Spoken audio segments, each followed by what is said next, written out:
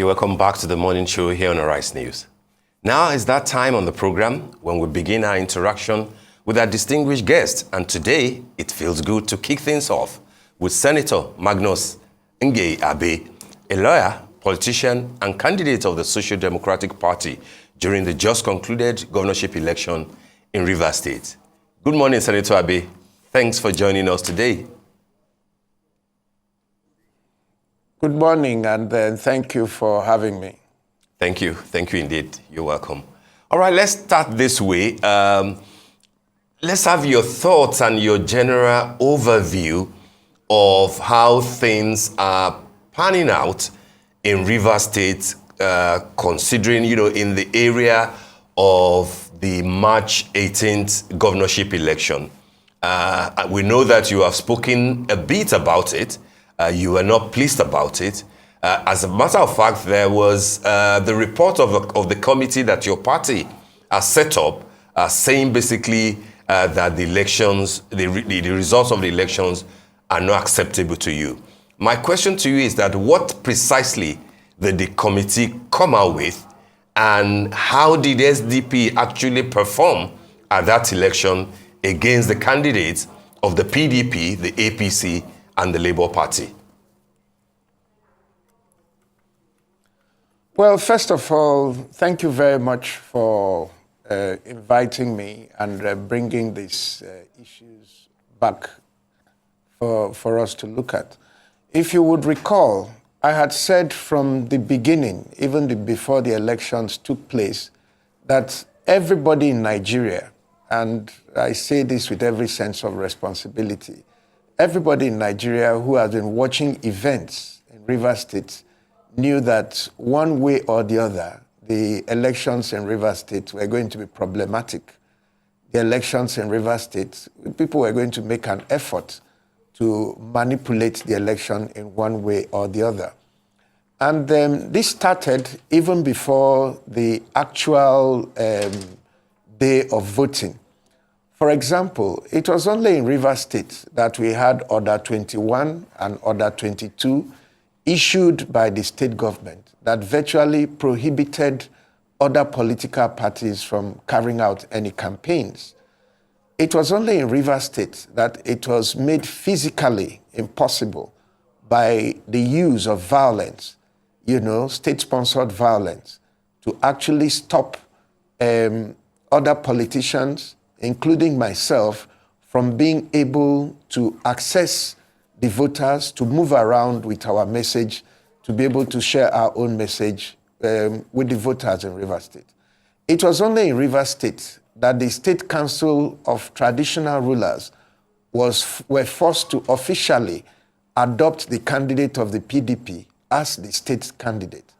It was only in Rivers State that town criers and announcements were made telling people that if you will not vote for the candidate of the PDP, you were not even allowed to come out to vote in the first place. All this happened only in Rivers State. Now, leading up to the elections of March 18th in Rivers State, the level of violence, intimidation that was brought to bear on the electorate made the whole exercise, as far as anybody could see, meaningless to those who didn't have any means of defending themselves.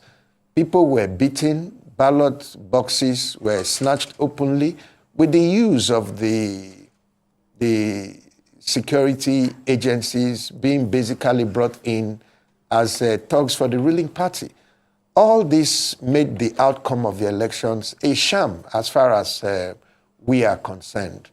But what I have said to Nigerians and what I continue to say is that no matter what happens to us, this is our country, and it is our responsibility to make this country work and make it work better for the majority.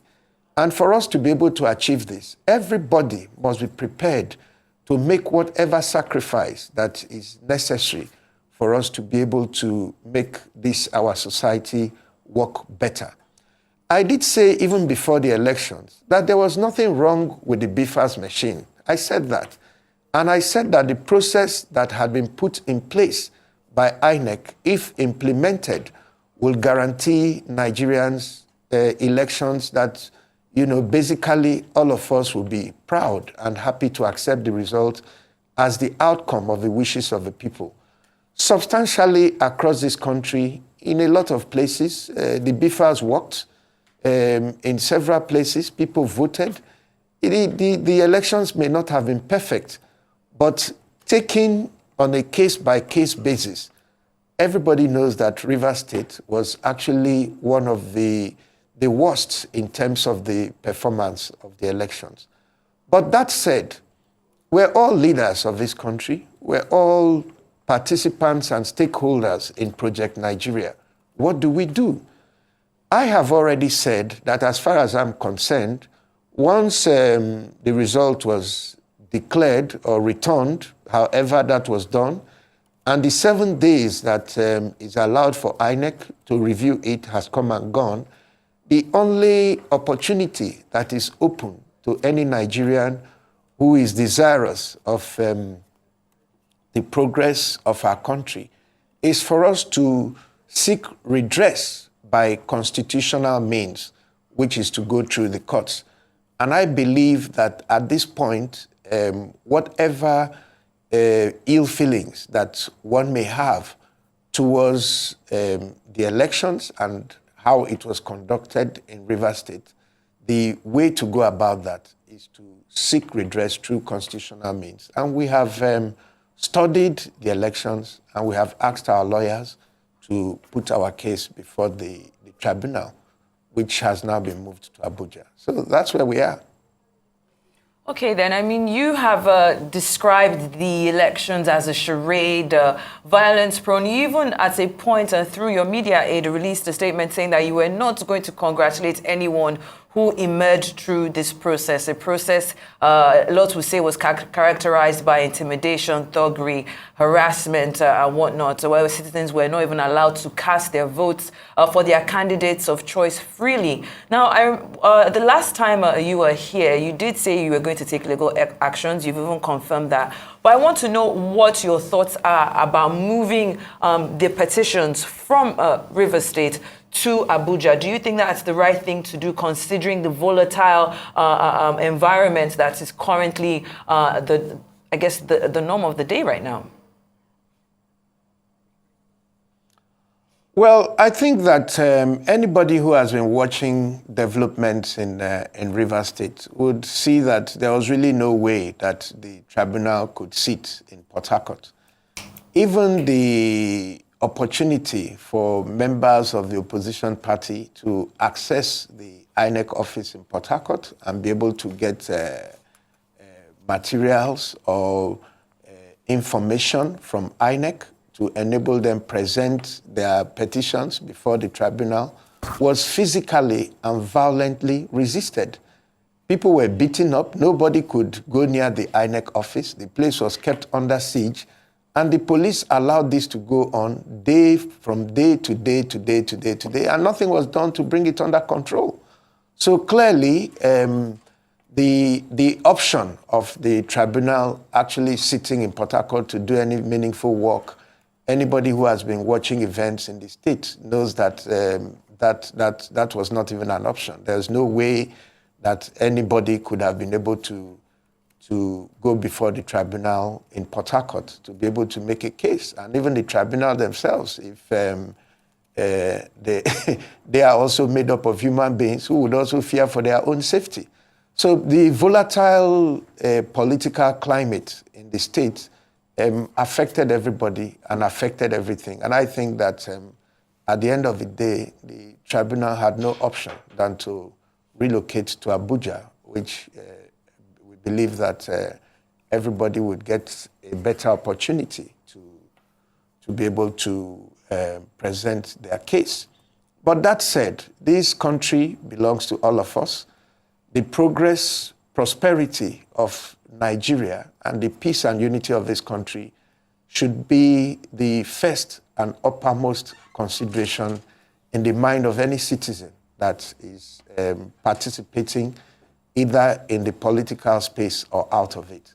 I believe that by the grace of God, come May 29th, there will be a handover of power in the country, and there will be an opportunity for all Nigerians, for us to come together in a different atmosphere to see what we can do to make the country better for ourselves and to make tomorrow more prosperous for the majority of us. I think that at this point, anybody who has the good of this country in mind will know that anything we can do to ensure that May 29th is a reality and that we're able to come together to move the country forward and to try to achieve the things that are important to us as a people should be our primary focus.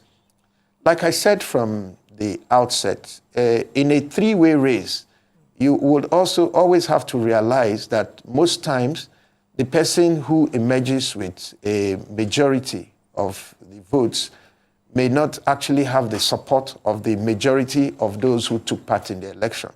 Because if you count those who didn't vote for the winner and count those who voted for the winner, when you combine the votes of those who didn't vote for the winner, they may actually outnumber those who voted for the winner. So at that point, it is a responsibility of everybody to come together to make sure that as much as possible, we give the necessary support and the necessary background that will make it possible for our country to move forward. I think that for those who love this country, that's what we should be looking at, because the only option that is open to those who don't agree at this point is to use the constitutional means to press their case. But outside of that, the country really must move forward. All right, Senator Abe, we will come to what your thoughts are on May 29th and beyond. But first, I would like some clarity as to the specific prayers that your team, that you are asking from the tribunal.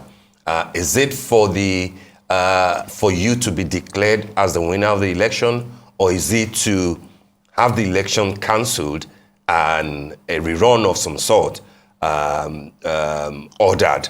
Will that be what you're asking for? I'm asking this because of the latest reports which give indication about how the election for the presidential poll in Rivers State actually went. I'm sure that you must have read some of these things on social media saying that the information on INEC's IREF portal shows clearly that it was not the candidate of the APC that won that election in Rivers State, but the candidate of the Labour Party.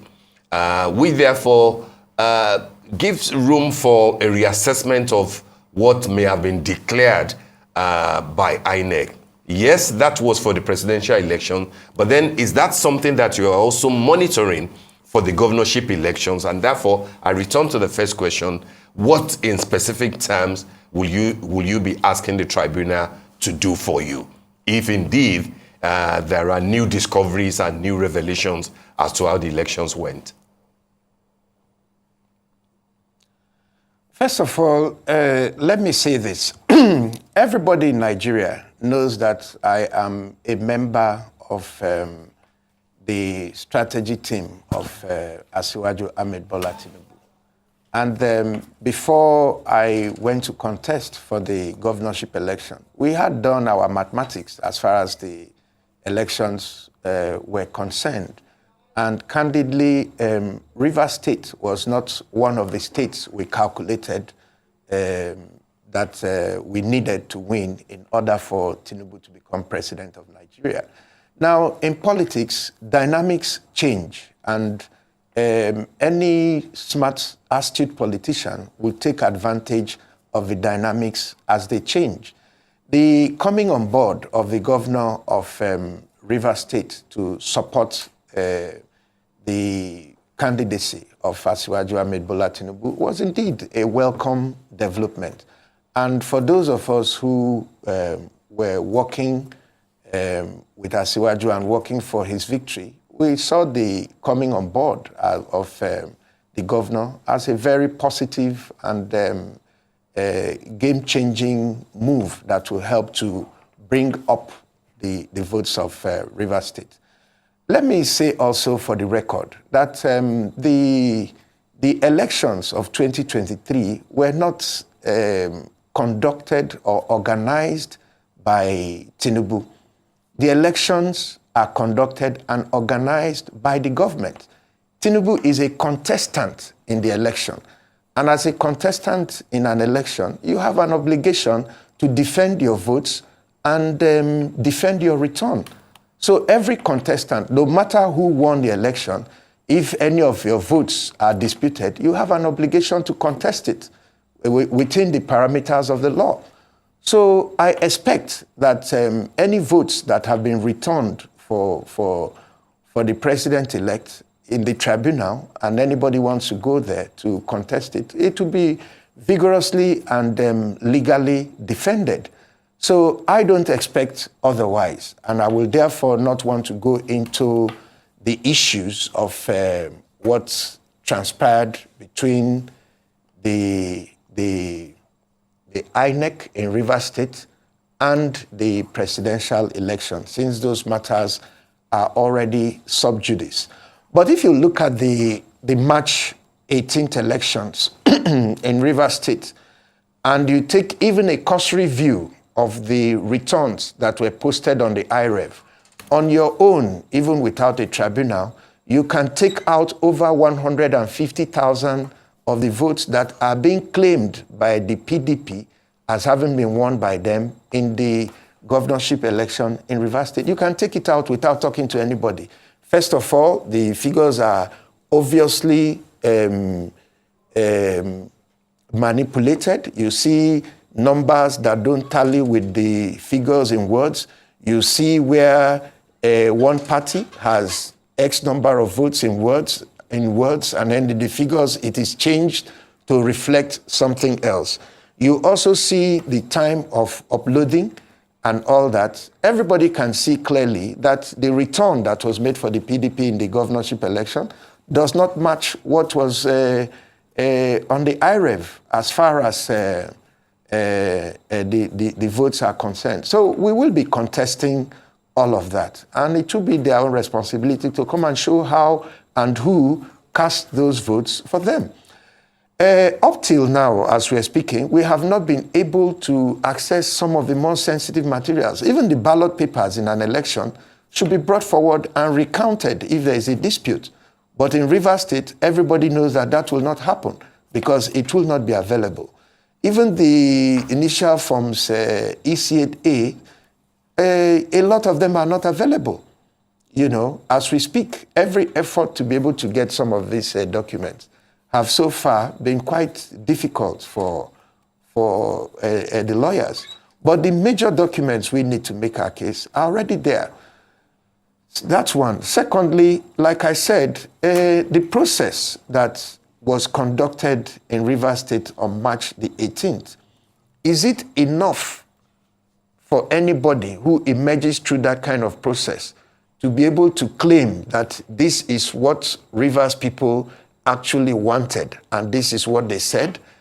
That's why I have said that for me, I will not, in good conscience, come out to say that I won that election the way some people have claimed to have won it. I cannot do that because I'll be setting a very bad example for my children if that is the kind of victory that I can present to them.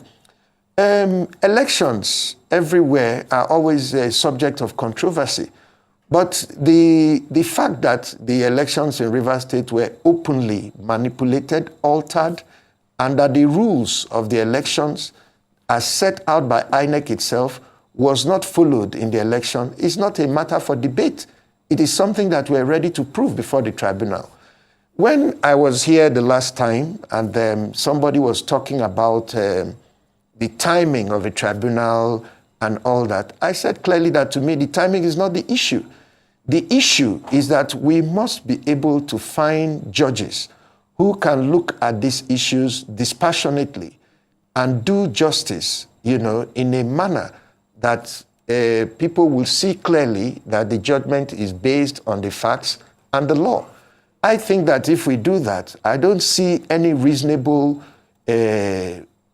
group of independent and impartial people that would accept what happened on March the 18th as a clear reflection of the will of Rivers people. And we're going to contest that and ask that the elections be cancelled. Or in the alternative, let us identify the actual votes that were cast by human beings, and if those votes show that we won the election, then we should be returned. Okay, so I would like to just, draw your attention to, a certain story making the rounds, the arrest of 3 lawyers and, 5 of their support staff who were supposedly filing an election petition, for the All Progressives Congress. A lot of people viewing it as the height of many absurdities that have trailed the governorship elections in Rivers State, especially after what happened, the clash between PDP and APC, where they were prevented from, filing a petition against the results of the election by staging that protest around the premises of INEC in the state. However, I mean, looking at this situation, even though these lawyers have been, bailed out by the head of the president of the Nigerian Bar Association, Yakubu Michael, now we're looking at the initial arrest. Doesn't that leave a big question mark on the democracy practice in the state? Now we know that Governor Nyesom Wike is still the governor. Now, shouldn't he be seen as someone that is still going to have to protect the rights of every citizen, no matter the political affiliation? Seeing these lawyers being arrested, what does that say to the political climate in the state? Well, the surprising thing is that Governor Wike is not only the governor of Rivers State, he's a lawyer and he's a member of the body of benchers. And quite frankly, I had expected that in real terms, Rivers State would be one of the states where we could actually have a robust and develop a robust political culture that respects the rights of the citizens and reflects our upbringing and our tradition as very obeying and accommodating people.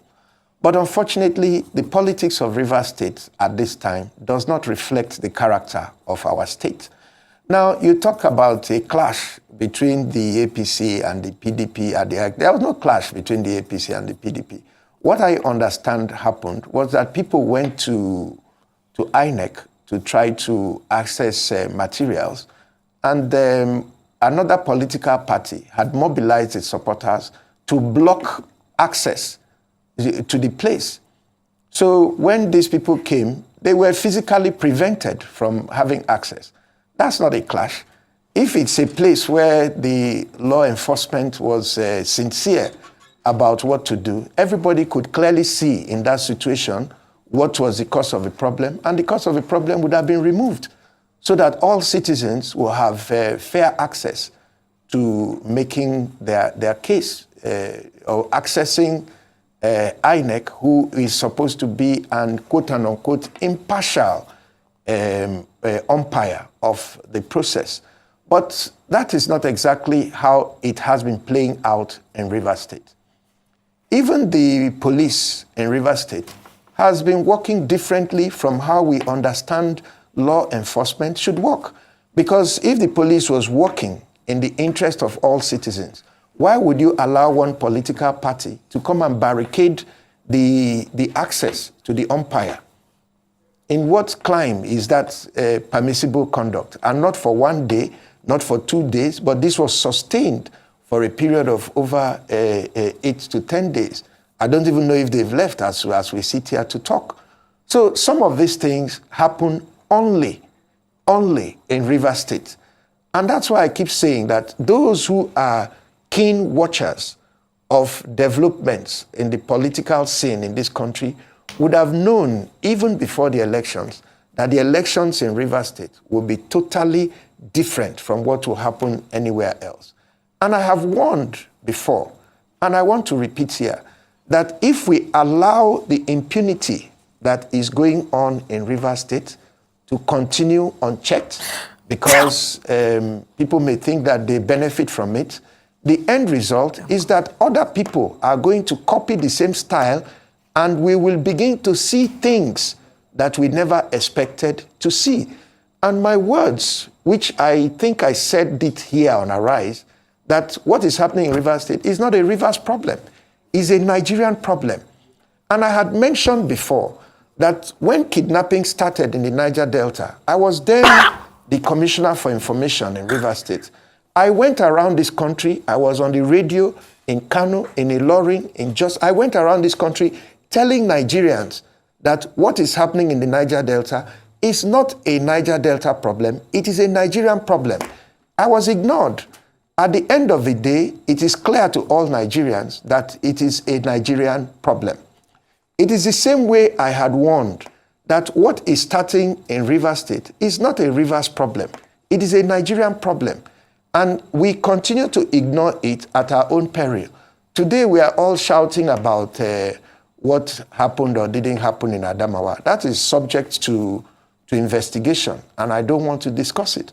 But if you follow the trend of the conversations, it is the same extension of impunity, because people saw that thing that happened in Adamawa, it happened in Rivers. We were shouting in Ahoda West. There was no election. There was no collation. They took the material to the INEC office in Port Harcourt and collated it there in the office. Our agent was screaming right there. Nobody said anything. So if that could happen in Rivers State, nobody said anything. Is anybody surprised that the same thing is now happening on a larger scale in a state? So I believe that until all of us as Nigerians come to the understanding that what affects one is likely to affect all, and that we need a country that is fair both to us and to our opponents, that is fair to those that we agree with and fair to those that we don't agree with, I don't think that we'll be able to make any progress. Because if something is seen as affecting Senator Abe, and then it's Senator Abe's problem, and then the rest of the 200 million Nigerians are going about their business, the thing does not concern them, tomorrow when it affects you, it is also your own problem. The rest of the 200 million Nigerians will still be going about their business. No country, no nation can develop with that kind of attitude and that kind of mentality. There is no Yoruba Nigeria. There is no Igbo Nigeria. There is no Ogoni Nigeria. There is no Northern Nigeria. There is only one Nigeria, and all of us carry that Nigerian passport. And everybody who holds that Nigerian passport is your brother. He's your responsibility, the same way that you are his. It is not only when we are playing football that we should be one nation. We should be one nation in all circumstances and at all times. That's what I think is missing in this country. Right. And to me, those are the issues that Nigerians must address. So what is happening in Rivers State is not a Rivers State problem. It is a Nigerian problem. And if we all keep quiet, that problem will meet you where you are in Lagos. It will meet those who are sitting in Kaduna. It will meet those who are hailing it in Kogi. It will come to those who are in Taraba, just as it will come to those who are in Adamawa. Impunity anywhere cannot help a nation. That's the truth. All right, Senator Abe, as we round off, let me have your thoughts on a couple of key things. First, what would be your candid overall assessment of the elections in totality? President Muhammadu Buhari has said that he has delivered a free and fair election. Looking at it in totality, would that be your summation of what happened in February and in March? And then secondly, looking at the Asiwaju Bola Ahmed Tinubu presidency, you've spoken about the expectations for May 29th. What would you like to see? People say that he's a talent hunter. What sort of names will you be looking forward to seeing in the sort of a team that Asiwaju will work with? And because of what you said about Rivers State and the need for all the factions to come together, because the totality of the vote of those who didn't vote in the governor will be more than those who actually voted in the governor. You know, that logic applies succinctly to the presidency too.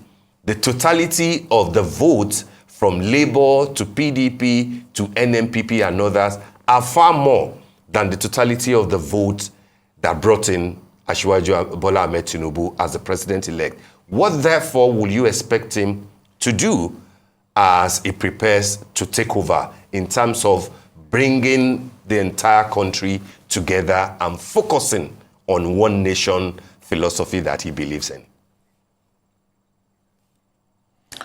Well, first of all, I want to say that anybody who knows Asiwaju Ahmed Bola Tinubu knows that I don't want to offend anybody's sensibilities, but I had said from the beginning that in terms of what this country needs at this time, there is no better person that we could have picked that was available than the man that we picked.